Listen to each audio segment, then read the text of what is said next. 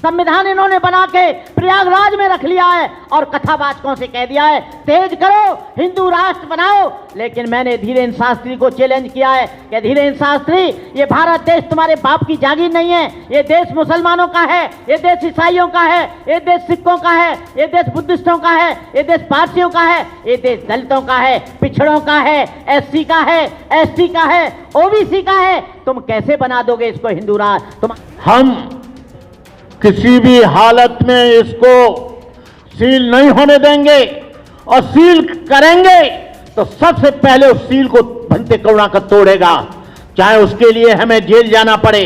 Jail हम कोई अपराध नहीं कर रहे हैं, हम उनके रुपया की भी मना नहीं कर रहे हैं। जो तुमने एक अन्याय की दृष्टि से जो हम पर ब्याज लगाया है और हम पर जो जुर्माना लगाया है, हम उसको किसी भी हालत में नहीं देंगे। लोग कहते हैं बनते जी ऐसा मत दीजिए, मोदी जी आप पर एनएसए लगा देंगे। मैंने कहा उनका बाप बंद नहीं कर सकता। मैं ऑथेंटिक बोलता हूं, प्रमाणित बोलता हूं।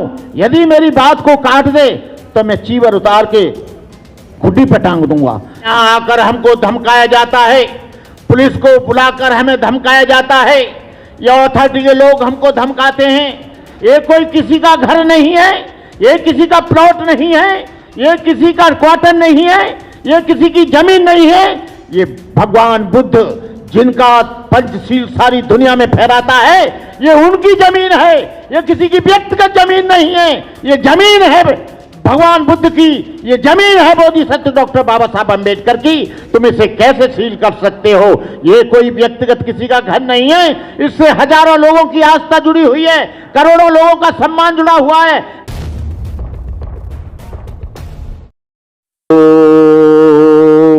भगम्मा धम्मा मनोसेठा मनोमया मनसाचे पदुत्थे न भासतीव करोति वा ततो नं दुःखमनवेति चकंग बहतो पदं।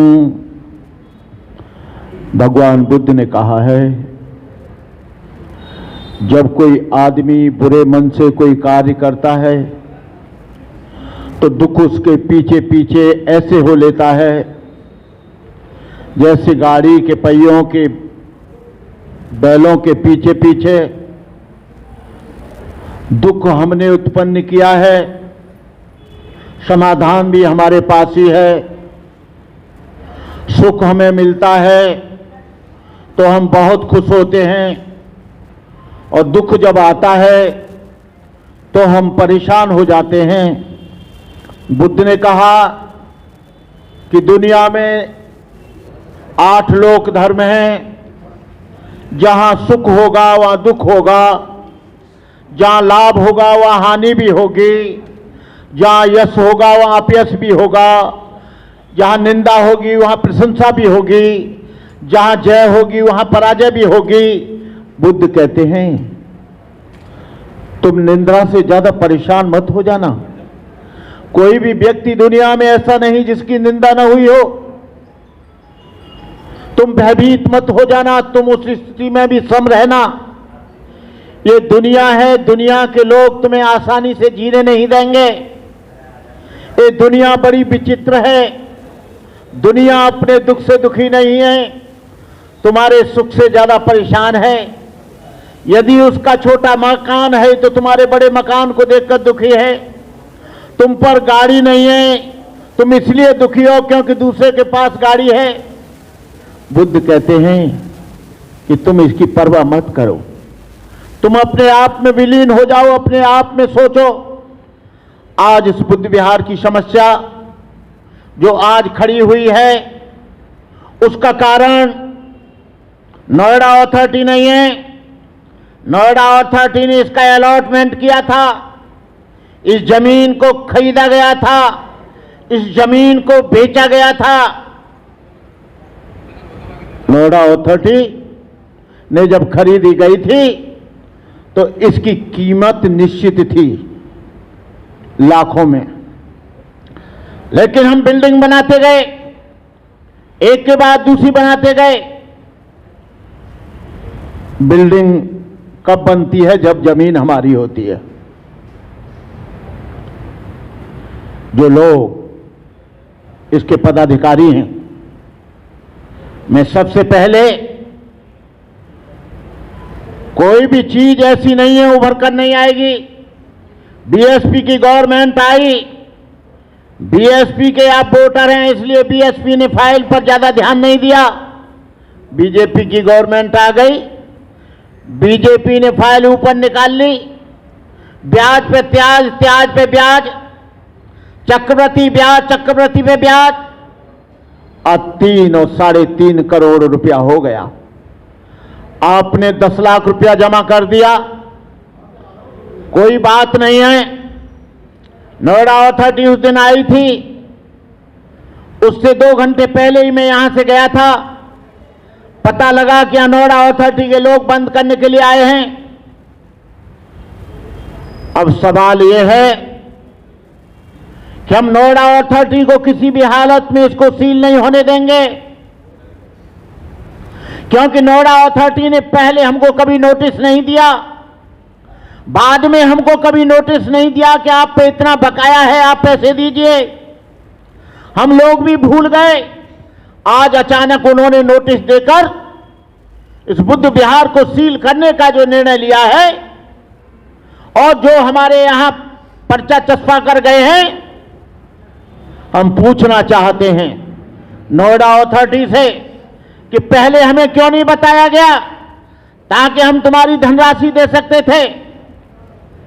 मोदी जी, योगी जी, जब यहां देश से कोई विदेश से आदमी आता है, तुम उसके हाथ में बुद्ध की मूर्ति देते हो। जब प्रधानमंत्री जापान जाते हैं, सर पर मूर्ति रखकर जाते हैं। मैं बौद्ध देश से आया हूं और आप यहां पर बुद्ध की मूर्ति को, बुद्ध के धार्मिक स्थल को बंद कराने की बात करते हो।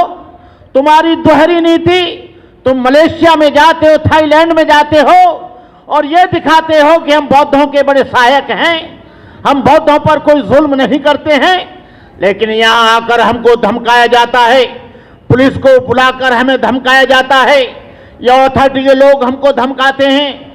हम किसी भी हालत में इसको सील नहीं होने देंगे, और सील करेंगे तो सबसे पहले उस सील को भंते करुणा का तोड़ेगा, चाहे उसके लिए हमें जेल जाना पड़े।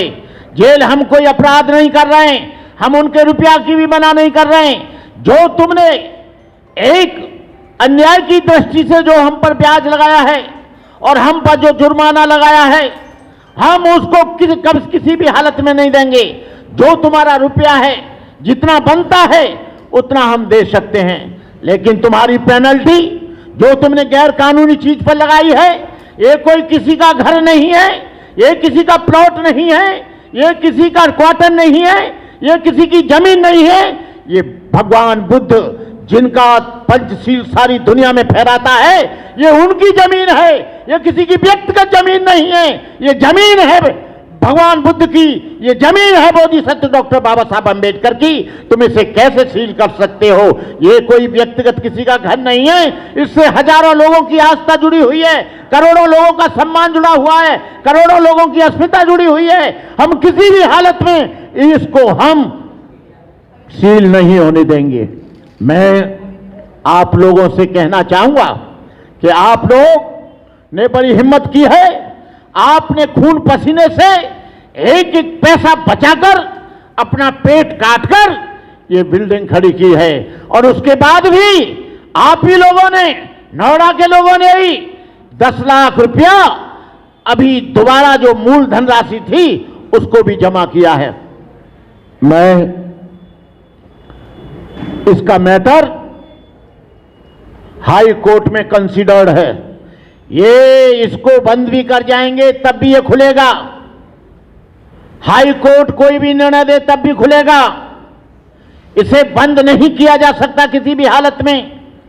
ये लोग दुनिया में प्रचार करते हैं कि हम बौद्ध देश से आए हैं, भगवान बुद्ध की भूमि से आए हैं। योगी जी, जब वो यहां पर जो यूट्यूब वाला आता है, यहां पर जो इंटरनेट वाला आता है विदेश से, उसको भगवान बुद्ध की मूर्ति मोदी जी देते हैं, योगी जी देते हैं। लेकिन योगी जी, हम आपको बता दें, अभी हम योगी जी के पास नहीं गए हैं। जो नोएडा अथॉरिटी के लोग आएंगे, हम उनको भी सस्पेंड कराएंगे, ऐसा मत भूल जाओ। सीओ के यहां पर भी आंदोलन खड़ा होगा।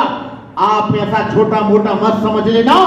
ये आंदोलन पूरी दुनिया का आंदोलन बनेगा, पूरे देश का बनेगा। ये आंदोलन केवल यही नहीं रहेगा, ये पूरे देश के हर जिले में होगा, हर प्रदेश में होगा, हर स्टेट में होगा। तो हम इतनी आसानी से इसे बंद नहीं कर सकते। ये बुद्ध का घर है, ये बुद्ध की जमीन है, ये किसी जमीन किसी व्यक्ति की नहीं है, ये उस महापुरुष की जमीन है जिसने हजारों साल से इस देश के सर को मस्तक को ऊंचा किया। ये उस देश की जमीन है। जो मोदी जी जापान जाते हैं तो अपने को बुद्धिस्ट और बौद्ध राष्ट्र से आने का संदेश देते हैं, थाईलैंड में जाते हैं तो अपने आप को बुद्धिस्ट बताते हैं। लेकिन योगी जी, ये अपने नोएडा अथॉरिटी के लोगों को समझा देना कि ये बुद्ध से छेड़छाड़ नहीं करें, ये इस बुद्ध विहार से छेड़छाड़ नहीं करें। इसके गंभीर परिणाम होंगे और ऐसे परिणाम होंगे कि आप देखते रह जाओगे। सीओ भी सस्पेंड होगी और ये नोएडा अथॉरिटी के जो लोग आ रहे हैं, अभी तो हमने ये थोड़ा सा दिखाया है। हम तुम्हारे वहां पर जाकर हमारे जितने भी संगठन हैं इस बात के लिए आंदोलन करेंगे। मैं आप लोगों से कहना चाहूंगा, आप भविष्य में अब इस बुद्ध विहार के लिए जो भी कभी दान देंगे वो चेक से संस्था के नाम से देंगे, कैश में 1 रुपया भी नहीं देंगे। चेक से सीधा संस्था में दान जमा होगा और आप कोई भी आदमी कैश में 2 रुपया नहीं देगा। और जो 2 रुपया 100 रुपया देता है वो डोनेशन बॉक्स में डालेगा, 500 रुपया देता है डोनेशन बॉक्स में डालेगा, किसी व्यक्ति के हाथ में नहीं दिया जाएगा। और अब जो पैसा दिया जाएगा इसके लिए वो चेक से दिया जाएगा, कैश से नहीं दिया जाएगा। और जहां भी पैसा दिया जाएगा संस्था के लिए वो कैश से दिया जाएगा। चाहे कोई टेंट वाले को दिया जाता है, चाहे खाने वाले को दिया जाता है, चाहे और कोई दिया जाता है। क्योंकि मैंने संस्थाओं में देखा अधिकतर वो औने पौने का बिल बना देते हैं। मैं इसकी इनकी नहीं कह रहा, मैं उन लोगों की कह रहा हूं जिन लोगों ने, मैं बीपी सिंह जी को बहुत बहुत आशीर्वाद और शुभकामनाएं देता हूं। वो जब से आए हैं तब से ये बुद्ध विहार चमक रहा है, तब से इस बुद्ध विहार की स्थिति हमारी हालत ठीक हो रही है। लेकिन जैसे ही सर मुड़ाए वैसे ही ओले पड़ गए, जैसे ही बेचारे बने, ये मुसीबत पैदा यहां पर हो गई। ये मुसीबत कैसे पैदा हुई, ये मुसीबत कहां से आई? मैं इस सोसाइटी का फाउंडर मेंबर हूं और इसको बनाने वाला आप सुंदरलाल जी यहां बैठे हैं। कुछ तो मर गए इसके फाउंडर मेंबर, कुछ 2-4 रहे हैं, वो अभी पता नहीं। कभी इन्होंने सूचित नहीं किया कि भंते जी आप यहां पर आ जाइए। कभी एक पैसे का हमको फाउंडर इसका मेंबर भी तो छोड़िए, कभी हमको सादा मेंबर भी नहीं बनाया, कभी हमको मीटिंग में भी नहीं बुलाया, कभी प्रोसीडिंग में भी नहीं बुलाया। क्योंकि भंते करुणाकर जब होता है तो वो पूरा का पूरा चार्टर्ड अकाउंटेंट की तरह काम करता है। वो पूछेगा कि चेक में कहां दिया, कैश में कहां दिया, कितना रुपया आया, कितना व्यय हुआ, कितना रोड़ी आई, कितना कंबल आया, ये सब होना चाहिए। लेकिन होता क्या है, हम इसके 3 हर एक संस्था के 3 पदाधिकारी मुख्य होते हैं, अध्यक्ष, कोषाध्यक्ष और ट्रेजरर। उन्हीं के आधार पर बाकी तो एक व्यवस्था बनाने के लिए मैनेजमेंट होता है। लेकिन कहते हैं कि कोषाध्यक्ष जी आते नहीं हैं, कोषाध्यक्ष जी काम नहीं कर रहे हैं। जो व्यक्ति निष्क्रिय है तो उसको बनाया क्यों? जो व्यक्ति संस्था में, चाहे भंते करुणाकर हो, मैं पहले अपना नाम ले रहा हूं, उसको संस्था से अलग कर दीजिए। लेकिन होता क्या है, अध्यक्ष को पता नहीं, जनरल सेक्रेटरी को पता नहीं और कोषाध्यक्ष को पता नहीं। सारा का सारा काम एक आदमी के ऊपर भार डाल देते हैं। मैं ये नहीं कह रहा कोई आदमी गलत है, पैसा भी वही लेगा, चार्टर्ड अकाउंट भी ऑडिट भी वही कराएगा, रसीदों का सारा अकाउंट वही देगा। क्यों भाई, क्यों देखेगा? वाइस प्रेसिडेंट या सीनियर वाइस प्रेसिडेंट का ये काम नहीं है, वो तो चुपचाप बैठे रहो। उनका कोई मतलब नहीं है।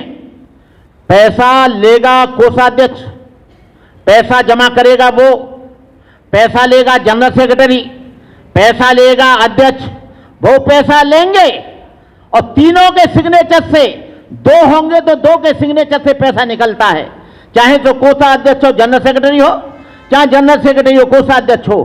कोषाध्यक्ष का रहना जरूरी है, अध्यक्ष के साथ भी और कोषाध्यक्ष के साथ भी। लेकिन होता क्या है, तीनों में से अलग आदमी काम कर रहा है। सुना, चंदा भी वही कर रहा है, ऑडिट भी यही कर रहा है, चेक भी वही दे रहा है, सारा काम वही कर रहा है। ये धंधा बंद करो। बुद्ध विहार के 3 लोग ही मालिक होते हैं, उपाध्यक्ष का कोई मतलब नहीं। और यदि जनरल सेक्रेटरी और कोषाध्यक्ष काम नहीं कर रहा है तो कोई दूसरा ले आओ, तीसरा ले आओ, चौथा ले आओ। आदमियों की तो कमी नहीं है, लेकिन वो लाएंगे नहीं, क्योंकि उनको अलग करके स्वयं ही करेंगे उसे। मैं किसी पे आरोप नहीं लगा रहा। यहां पर कल भी लोगों ने पैसा दिया, वो काय के लिए दिया? बनते लोगों के भोजन दान के लिए, यूट्यूबरों के लिए। ये बहुत अच्छी बात है। सेवाराम जी, सेवालाल जी देते हैं, या हमारे बीपी सिंह जी देते हैं, या हमारे अन्य लोग देते हैं। जो भिक्षुओं की और यहाँ के व्यवस्था के लिए देते हैं अलग है, लेकिन कंस्ट्रक्शन के लिए जो भी दे वो चेक में दे और संस्था के नाम से दे, वो रुपया उसमें पारदर्शिता रहती है। और आपने भंते करुणाकर को 5,000 दे दिए, उसमें पारदर्शिता नहीं है। मैं हिसाब दूं नहीं दूं, मेरे घर की जागीर मैं अपना करूंगा। तो मेरा निवेदन आपसे यही है, आज के अलावा कोई भी आदमी इसके लिए कैश में पैसा नहीं देगा। आपको 100, 200, 500 देने हैं तो डोनेशन बॉक्स में डाल दो, भिक्षुओं को देने हैं तो उनके हाथों में दे दो। बाकी आप लोगों से मेरा निवेदन है, किसी एकता को बनाए रखें। हम लोग सब आपके साथ हैं। मैं लखनऊ से आता हूं, आजकल लखनऊ में रहता हूं। दिल्ली मैंने करीब करीब छोड़ दिए, 3-4 महीना हो गए, और मैं बिजी रहता हूं और भी ढेर सारी जगह मैं काम करता हूं। अभी 75 वर्ष उम्र हो गई है और ये चीर के पैर में रॉड पड़ी है, बढ़िया रॉड पड़ी है, मजबूत सी। बहुत दिन तो चल नहीं पाया, रीढ़ की हड्डी में भी चोट है, ऊपर से गिर पड़ा था। लेकिन आप लोगों की शुभकामनाओं से, मंगल कामनाओं से, भगवान बुद्ध बाबा साहब का मुझे आप लोगों की शुभकामनाएं और काम कराने के लिए मजबूत कर रही हैं। मैं अभी इन दिनों में तमिलनाडु, कर्नाटक, उड़ीसा, मध्य प्रदेश, झारखंड, छत्तीसगढ़, हरियाणा, पंजाब, राजस्थान, यूपी, सब जगह मैं गया और मेरी वीडियो पर मेरी स्पीच आती रहती हैं। मैंने उसमें यह भी कहा है, लोग कहते हैं भंते जी ऐसा मत दीजिए, मोदी जी आप पर NSA लगा देंगे। मैंने कहा उनका बाप बंद नहीं कर सकता। मैं ऑथेंटिक बोलता हूं, प्रमाणित बोलता हूं। यदि मेरी बात को काट दे तो मैं चीवर उतार के खुड्डी पर टांग दूंगा। मैं आप लोगों से कहना चाहता हूं, आप अपने बच्चों को पढ़ाना। समय बदल रहा है, संविधान बदलने के लिए, हिंदू राष्ट्र बनाने के लिए इन्होंने पूरी योजना बना ली है। मैं कहना चाहूंगा आप लोगों से, हिंदू राष्ट्र बनाने के लिए पूरे कथावाचकों को बोल दिया है। जब यहां पर किसी और राष्ट्र की बात होती है तो हमारे लोगों को NSA लगाया जाता है, हमारे लोगों को जेल में ठूसा जाता है। लेकिन तमाम कथावाचक, धीरेन्द्र शास्त्री जैसे लोग, वो छोटे छोटे लोग जिनकी उम्र भी अभी नहीं है, वो लोग कह रहे हैं कि हिंदू राष्ट्र बनाओ। मनुस्मृति का उदाहरण देते हैं। आपको बताऊं, हिंदू राष्ट्र बनेगा, निश्चित रूप से मनुस्मृति लागू होगी। मनुस्मृति लागू होगी, आपके सामाजिक अधिकार, शैक्षणिक अधिकार, राजनीतिक अधिकार, सामाजिक अधिकार, आर्थिक अधिकार आपके समाप्त हो जाएंगे।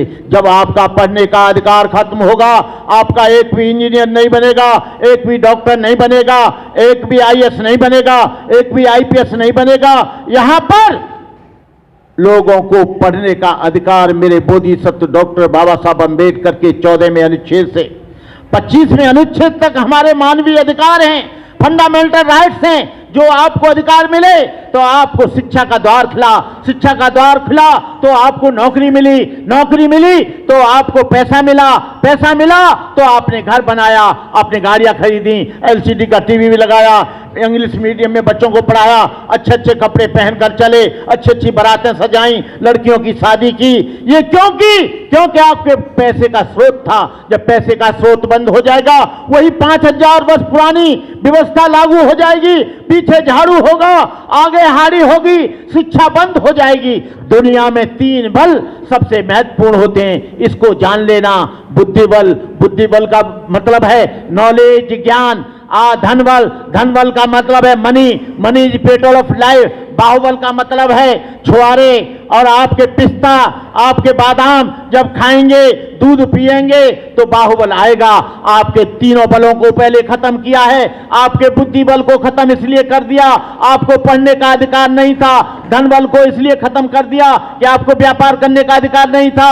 आपके बाहुबल को इसलिए खत्म हो गया क्योंकि आप भैंस नहीं पाल सकते थे, गाय नहीं पाल सकते थे, दूध नहीं पी सकते थे, अच्छा खाना नहीं खा सकते थे, अच्छे मकान में नहीं रह सकते थे, अच्छे कपड़े नहीं पहन सकते थे। जब हमारी स्थिति, तीनों ही हमारे बल खत्म हो गए तो हम जानवरों से ज्यादा हो गए। और वो स्थिति को लाने के लिए पुनः ये प्रयास कर रहे हैं, संविधान को बदलने की बात कर रहे हैं। संविधान इन्होंने बना के प्रयागराज में रख लिया है और कथावाचकों से कह दिया है तेज करो, हिंदू राष्ट्र बनाओ। लेकिन मैंने धीरेन्द्र शास्त्री को चैलेंज किया है कि धीरेन्द्र शास्त्री, ये भारत देश तुम्हारे बाप की जागीर नहीं है, ये देश मुसलमानों का है, ये देश ईसाइयों का है, ये देश सिखों का है, ये देश बुद्धिस्टों का है, ये देश पारसियों का है, ये देश दलितों का है, पिछड़ों का है, एससी का है, एसटी का है, ओबीसी का है। तुम कैसे बना दोगे इसको हिंदू राष्ट्र? तुम्हारे हिंदू राष्ट्र में कौन रहेगा? जो रहेगा उसे रखना। हमें तुम्हारे हिंदू राष्ट्र में नहीं रहना है जहां पर छुआछूत हो, जहां पर अस्पृश्यता हो, जहां पर वैमनस्यता हो, जहां पर द्वेष हो, जहां पर घृणा हो, जहां पर एक आदमी की उन्नति को रोका जाए, दूसरे आदमी को आगे बढ़ाया जाए। तो हम ऐसी व्यवस्था को नकारते हैं, ऐसी व्यवस्था को लात मारेंगे। हम तुम्हारे हिंदू राष्ट्र में कभी नहीं रहना चाहेंगे। यदि तुम हिंदू राष्ट्र की बात करोगे तो हम बहुजन राष्ट्र की बात करेंगे। बहुजन राष्ट्र में एससी, एसटी, ओबीसी, मुस्लिम, सिख, ईसाई सारे लोग आएंगे। तुम्हारे राष्ट्र में जिसको रखना है 3% लोगों को, उनको रख लेना, बाकी हमको दे देना। हम तैयार हैं तुम्हारे हिंदू राष्ट्र के लिए, हम कोई विरोध नहीं करते हैं। जैसे ही तुम हिंदू राष्ट्र की मांग करोगे, हिंदू राष्ट्र बनेगा। हर चौराहे पर, मिलिट्री के चौराहे पर, यहां पर हम बहुजन राष्ट्र की बात करेंगे। तो मेरा आप लोगों से निवेदन है कि आप लोग आज इस व्यवस्था को, यह हिंदू राष्ट्र की शुरुआत है बुद्ध विहार को बंद करने की, और बुद्ध विहार को ये बंद करने आएंगे तो हम उनको सबक सिखाएंगे। हम यही नहीं, हम हजारों बौद्ध भिक्षु लेकर लखनऊ जाएंगे, लखनऊ प्रदर्शन करेंगे, तमाम लोग जाएंगे। ये निराला जी अपनी फौज को लेकर जाएंगे, समता सैनिक दल जाएगा, तमाम संगठन, भीम आर्मी जाएगी। ये लड़ाई, ये मत समझ लेना हम संगठनों में जरूर बटे हैं, लेकिन भगवान बुद्ध और बाबा साहब के नाम पर हम सारे लोग एक हैं। चाहे वो किसी भी संस्था का हो, चाहे वो किसी संगठन का हो, चाहे वो राजनीतिक संगठन हो, चाहे वो सामाजिक संगठन हो, चाहे धार्मिक संगठन हो। हमारे हजारों संगठन पूरे देश में काम करते हैं। हजारों संगठन यहां पर आकर उसको रोकने का, और ज्यादा करोगे तो हम पैसा भी नहीं देंगे, और जो 10 लाख दे दिया है उसको भी लौटा दो। तुम क्या सोच रहे हो? तुम लोग इंक्रोचमेंट करोगे, तुम लोग तमाम जमीनें घेरोगे, अनऑथराइज्ड जमीनों पर आप मंदिर बनाओगे, चौराहे पर बनाओगे, हर सड़क पर बनाओगे, हर जगह बनाओगे, बीच मार्केट में बनाओगे, और तुम लोग सारी नोएडा की पार्कों को घेरोगे, और हम लोग जमीन खरीद रहे हैं तो उसको बंद करने के लिए आओगे। पहले उन मंदिरों को बंद करो जो अनऑथराइज्ड बने, पूरे देश में बंद करो। देश में बंद करोगे तो 90% मंदिर अनऑथराइज्ड हैं, आपको बंद करना होगा। इन्हीं शब्दों के साथ मैं आप सब लोगों को अपनी मंगल कामनाएं देता हूं। मैं तमाम नोएडा के लोगों को इस बात के लिए साधुवाद देता हूं कि आप लोगों की एकजुटता, आप लोगों का एक संगठन, आप लोगों का जज्बा, आप लोगों का हौसला, आप लोगों का साहस, आप लोगों का जो यहां पर इस तरह से हुआ है, मैं उसके लिए आप सब लोगों को मंगल कामनाएं करता हूं। इन्हीं शब्दों के साथ बराबर अपनी एकता को बनाए रखिए, आपस में बटिए मत। हम सारे लोग एक हैं। ये भगवान बुद्ध के ऊपर आक्रमण है, बाबा साहब की विचारधारा के ऊपर आक्रमण है। हम उसे रोकने के लिए हर प्रयास करेंगे, हर तरह से हम उसके लिए तन मन धन से हम लोग आपके साथ हैं। जय भीम, नमो।